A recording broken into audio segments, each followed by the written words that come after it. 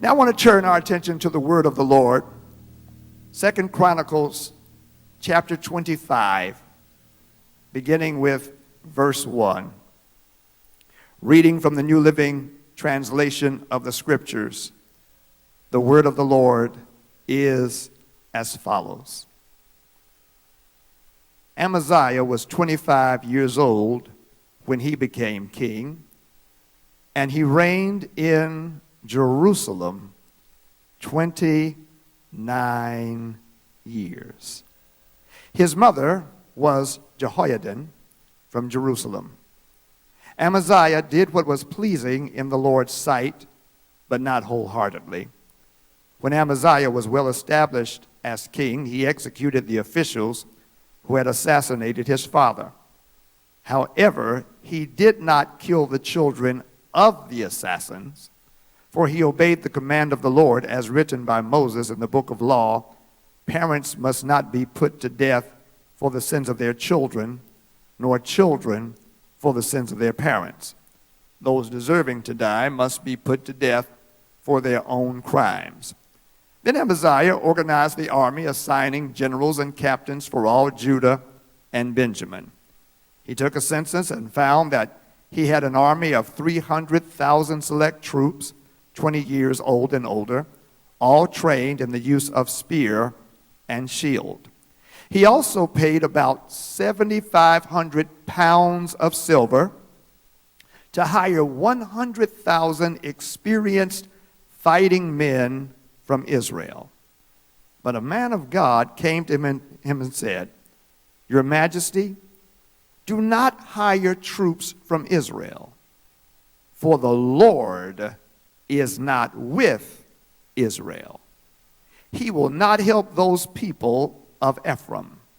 If you let them go with your troops into battle, you will be defeated by the enemy, no matter how well you fight. God will overthrow you, for he has the power to help you or to trip you up." Amaziah asked the man of God, "But what about all that silver I paid to hire the army of Israel?" The man of God replied, "The Lord is able to give you much more than this." So Amaziah discharged the hired troops and sent them back to Ephraim. This made them very angry with Judah, and they returned home in a great rage. Then Amaziah summoned his courage and led his army to the valley of Salt, where they killed 10,000 Edomite troops from Seir. They captured another 10,000 and took them to the top of a cliff, threw them off, dashing them to pieces on the rocks below. Thus far, the word of the Lord. He also paid about 7,500 pounds of silver to hire 100,000 experienced fighting men from Israel. But a man of God came to him and said, "Your Majesty, do not hire troops from Israel, for the Lord is not with Israel. He will not help those people of Ephraim. If you let them go with your troops into battle, you will be defeated by the enemy, no matter how well you fight. God will overthrow you, for he has the power to help you or to trip you up." Amaziah asked the man of God, "But what about all that silver I paid to hire the army of Israel?" The man of God replied, "The Lord is able to give you much more than this." I want to preach today from the subject, wise counsel from the Lord. Wise counsel from the Lord. In June, as we approached graduation Sunday, there were two messages that the Lord inspired me to write. I wrote two messages in mind of graduation Sunday. The problem was I could not preach both of them at the same time. That would have been a long, long Sunday. The one that I was led to preach on graduation Sunday was First Things First, which spoke to God's knowledge, God's providence and purpose, God's enabling power, and God's having the last word, uniquely qualifying God to be first in our lives, to be first in our thinking, to be first in our choices, to be first in our perceiving, to be first in our responses. And with the decision to preach that one on graduation Sunday, the Lord directed me to save this one for the time before students go back to college. Certainly for those who will be entering their first year of college. And as I am preaching, please know I have a daughter of my own who will be entering college in a few weeks. And so this is quite personal to me. And even as I'm preaching this to, particularly with students entering and returning in mind, this is really for everybody, and you're going to see that it is for those of us who have been out for a long time. I want our young people to know that we've sought to instill in you the fact that you are a leader. In fact, for those of you whom I've had the privilege to offer before the Lord in dedication, one of the things that I prayed and claimed as you were lifted before the Lord is that you would be a leader and not a statistic. You are a leader. And by leader, I mean you have the capacity to determine your own actions, and you have the capacity to influence the thoughts and actions of other people. And therefore, as you enter into a new environment, I want to remind you that you are a leader and charge you to enter with the mindset of being a leader. I want to challenge you to be one who influences rather than one who comes under the influence of others. I want to challenge you to lead rather than simply being led. And again, while I'm talking to young people, I'm really talking to everyone at the same time. I came across an episode in the life of a young leader. His name is Amaziah, the son of Joash, king of Judah. With the death of his father, he is assuming the throne. It is a point of transition for him. He's entering into a new phase of life and a new realm of serving the purpose of God. The chronicler provides an account of an episode in his reign that provides some wise counsel from the Lord for us today. Following the practice of ascendant kings, Amaziah avenges the death of his father by killing those involved in his father's assassination. He organizes an army, and after taking inventory of his troop strength and armaments, he hires 100,000 more troops from the northern kingdom of Israel. And it is with that action that a man of God visits him with a wise word, saying in verse 7, "Your Majesty, do not hire troops from Israel, for the Lord is not with Israel. He will not help those people of Ephraim. And if you let them go with your troops into battle, you will be defeated by the enemy, no matter how well you fight." Here is the first wise word of counsel, and that is everyone with you in the present can't go with you in the future. With Amaziah having brought on 100,000 soldiers for the future that he had in mind, the prophet says that they should not go with him because the Lord is not with them. Well, he has 100,000 men with him. The Lord is not with them, seeing that he is planning on going into battle with 100,000 men who are without the presence of the Lord. The prophet says that those men should not go with him. Everyone that's been with you cannot go with you into the future for the simple reason of who is not with them. They may be with you, but the Lord may not be with them.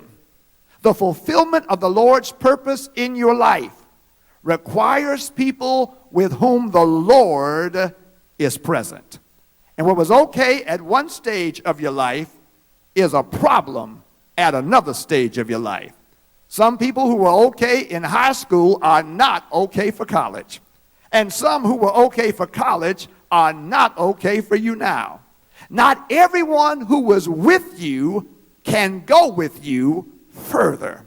And I've discovered that the crowd that was in you back then and now may not be the crowd that's in your next. Not everyone from your back then makes it to your next. Some disappear due to natural attrition. Time and circumstances move them away from you and move you away from them. I mean, it's nobody's fault. It's just time. It's just attrition. It's just life circumstances, life situations. They get called to another city, or you move to another state.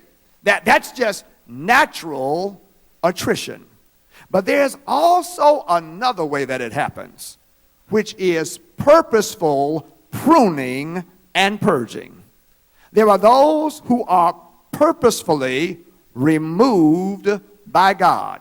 It's not your choosing. It's not your desire. It is based upon what the Lord sees for you and sees in you. I'm talking to some grown folk now who know the difference between natural attrition and purposeful purging and pruning. There have been those whom the Lord purged and pruned, and it was not your desire in the moment of the purging and the pruning, but now that you've got the benefit of hindsight, you now understand why they needed to be purged and pruned and why you needed to be purged and pruned. Natural attrition and purposeful purging and pruning. This is a word from the Lord, in whose hand Amaziah's future rested. The Lord, knowing what he knew and having purposed what he purposed, sees 100,000 people not being necessary. To be more pointed, the Lord sees them as being problematic. They are problematic because the Lord is not with them. And without the Lord, their presence would be a drain, a burden, and a distraction. The Lord's purpose for Amaziah required there being an alignment with the Lord's purpose in their lives, and they were out of alignment. The prophet is pointed in his speech. He says, Amaziah, if you let them go with you into battle, you will suffer defeat regardless of how well you fight, because the God who is with you is not with them. At the crux of this word is that Amaziah's success is not tied to the 100,000 troops. His success is tied to the Lord. The prophet continues saying, God will overthrow you, for he has the power to help you or to trip you out. The viability of Amaziah's future is not in the troops that he's amassed. It's in the Lord whom he serves. The Lord is the one who can either help him or trip him up. And he must choose what he wants from the Lord. Do you want the Lord's help, or do you want the Lord tripping you up? And the fundamental question underneath that is whom he wants more, and in whom his trust for the future resides. Does he want the presence of the Lord, or does he want the presence of troops? Does he trust the power of the Lord, or does he trust the power of the troops? Friends, there are moments in life where we are confronted with such a question. There is a thinning of friends and associates that God sees to be necessary for the future that he has for you. And in those instances, God raises the question of whom do you desire and trust? There are occasions where some people in your working space, your ministry space, must go, and the question is raised, who you desire and who do you trust? To whom do you attribute your likelihood of success? And the counsel from the prophet is to realize that it is never in the people around you. It is always in the God who is with you. People are nice to have, but God is necessary to have. And there are times in life when God must show you the difference between the nice and the necessary.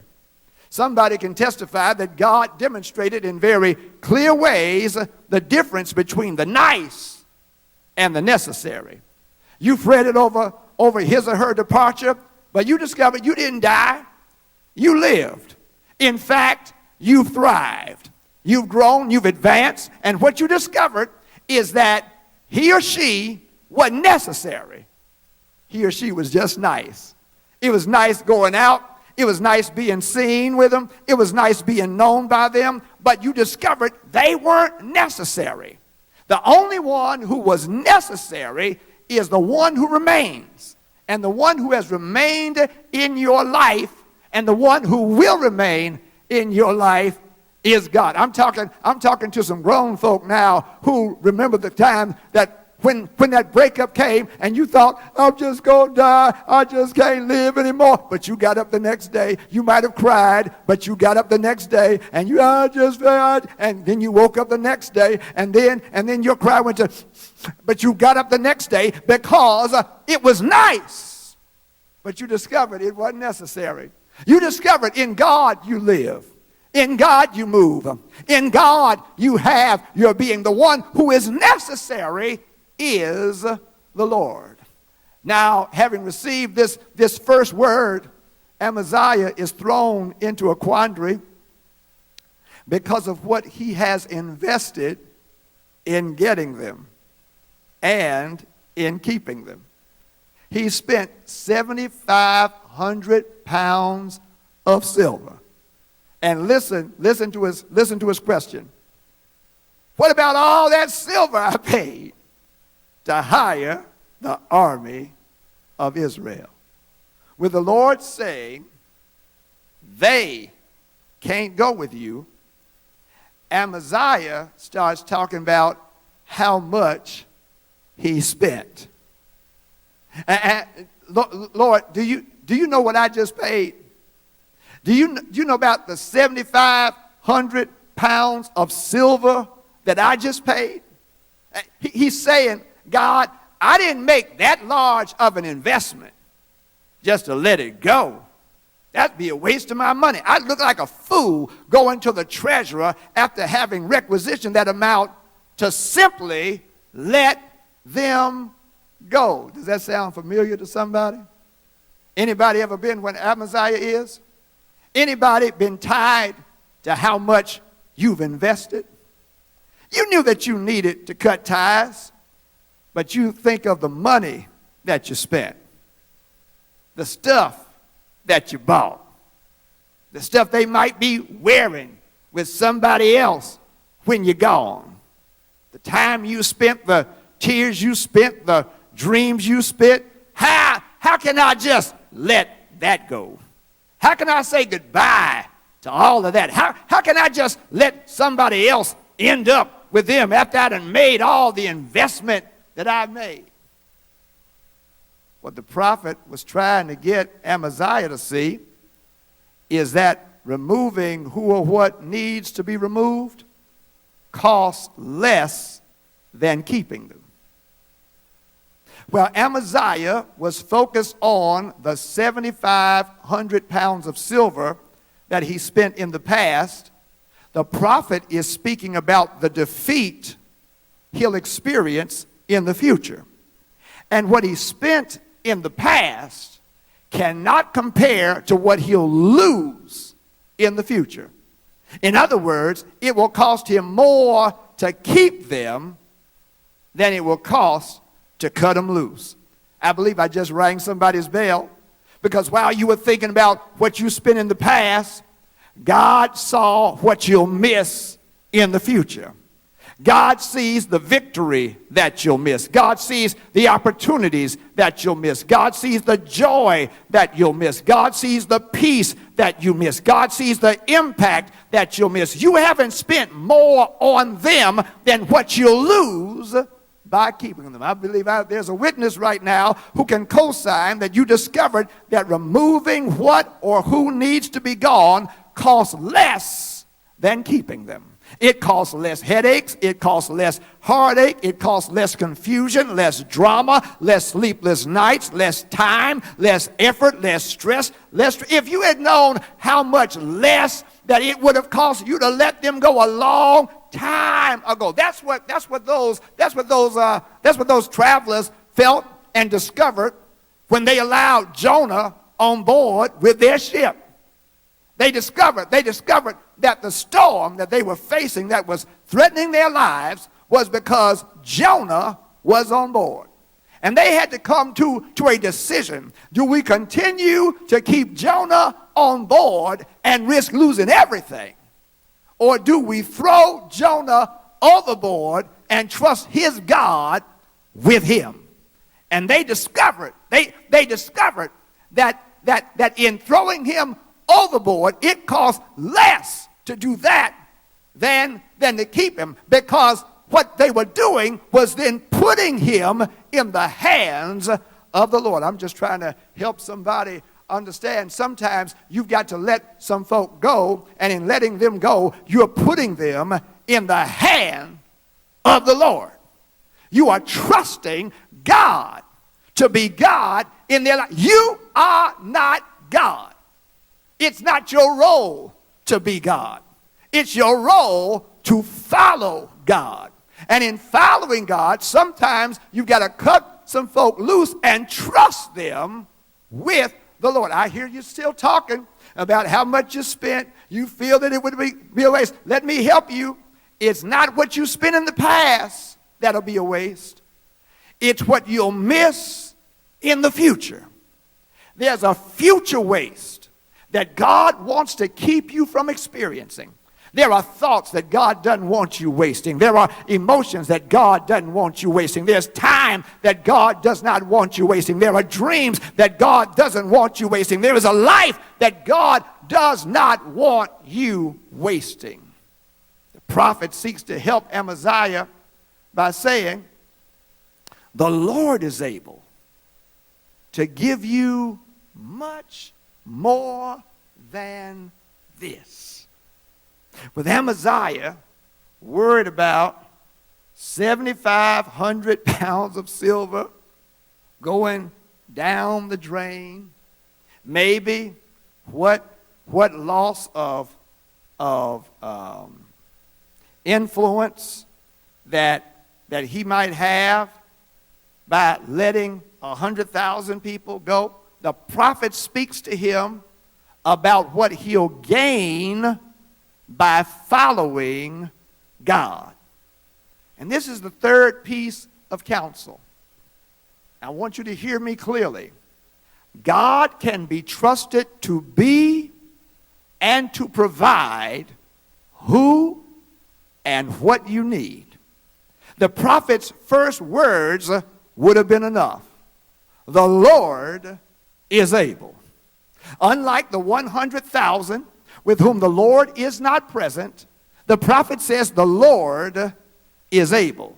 The Lord is able all by himself. The God whom we serve is able all by himself. Before there was nothing, there was him. And from him, everything has come and continues to be. The Lord is able all by himself. And the particular point of God's ability to which the prophet speaks is the Lord being able to provide.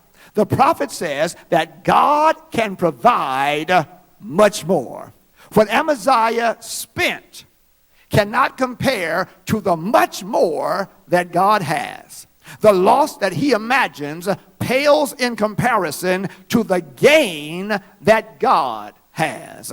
The words much more speaks to multiples. In other words, the prophet says to Amaziah, God has multiples more. While you're looking at 7,500 pounds of silver, while you're looking at 100,000 troops, the prophet says God has multiples more of that. God has what is needed. God has who is needed, and it is much more than what you would be releasing. The victory that God desires for him is much more than what he sees. The resources that God has for it are much more than what he's resisting. I need you to hear me. Whatever you think that you can amass is so much less than what God can provide. There is no amount of release that God will ever request that comes close to the provision that God has in store. God has much more than this. God has many more than this. It is a multiplicity of more. He has much more in size, and much more in scale, and much more in scope, and much more in quality. God has much more. And I don't know whom the Lord is calling to let go of less, but he's saying if you let go of less, you're positioning yourself for much more. Look at the story. So Amaziah discharged the hired troops and sent them back to Ephraim. This made them angry with Judah, and they returned home in a great rage. Then Amaziah summoned his courage and led his army to the valley of Salt, where they killed 10,000 Edomite troops from Seir. They captured another 10,000 and took them to the top of a cliff and threw them off, dashing them to pieces on the rocks below. Meanwhile, the hired troops that Amaziah had sent home raided several of the towns of Judah between Samaria and Beth-horon. They killed 3,000 people and carried off great quantities of plunder. Amaziah releases the troop, and with their release, Amaziah summons his courage and proceed. Can I help set some grown person free? It's time for you to summon your courage and proceed. They're gone. Now proceed. They left you. Now you proceed. Didn't work out. Now you proceed. One less bell to answer. Now you proceed. It was nice while it lasted, but now you proceed. You have what is necessary. You have who is necessary. And the God who is necessary has much more than what you lost. The much more was not with the 100,000 troops. Amaziah captured more people without the 100,000 than the 100,000 men captured. The 100,000 men killed 3,000 people. Meanwhile, Amaziah captured 20,000 people. He did much more without them because the much more was not with them. The much more was with God. I want you to hear me. The much more for your life is with God. The 100,000 can't come close to God. There is no number that can approximate God. God is infinite. God is eternal. God is inexhaustible. God is omnipotent. The power is with God. The success is with God. The victory is with God. The much more is with God. Do you see Israel outmanned and outgunned at the Red Sea? But God was much more. Do you see Gideon with his 300 men facing the armies of Midian and Amalek and the cast of numbers that were too numerous to count? But God was much more. Do you see David in the valley of Elah, outsized by Goliath? But God was much more. Do you see David having to leave 200 men at the brook Besor and facing Amalekites spread across the field? But God was much more. Jehoshaphat outmanned by the Moabites and the Ammonites, but God was much more. Jesus facing Pharisees and Sadducees and scribes and Herodians and Romans, sin, death, hell, and the grave, but God was much more. And with all that, God raised Jesus from the dead with all power in his hand. Now, because of Jesus, you and I have the much more of God. If God be for us, who can be against us? Nay, in all these things we are more than conquerors through God who loved us. Greater is he that is in you than he that is in the world. He is much more. He has much more. He knows much more. He provides much more. He does much more. He is the God of the much more. And I need some grown folk just to put up out and just say much more. I've discovered God to be the God of the much more. As a matter of fact, somebody can give God a much more praise. He's been much more. He's done